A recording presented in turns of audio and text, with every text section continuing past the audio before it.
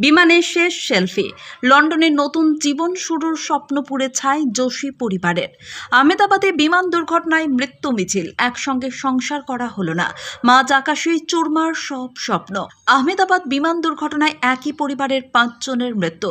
বছর 10 আগে বিয়ে, কর্মসূত্রে লন্ডনে একাই থাকতেন স্বামী প্রতীক যোশী। চিকিৎসক স্ত্রী কাউমি ব্যাস, কর্মসূত্রে এতদিন তিনি 3 সন্তানকে নিয়ে রাজস্থানের উদয়পুরে ছিলেন। একসঙ্গে লন্ডনে স্বামী সন্তানকে নিয়ে সংসার করার স্বপ্ন দেখে। সম্প্রতি উদয়পুরের হাসপাতাল থেকে ইস্তফা দেন কাউমি। গতকাল স্বামী প্রতীকের সঙ্গে 3 সন্তানকে নিয়ে লন্ডনগামী বিমানে চেপেছিলেন, কিন্তু লন্ডনে পৌঁছানো আর হলো না। রয়ে গেল অভিশপ্ত বিমানে পরিবারের শেষ ছবি।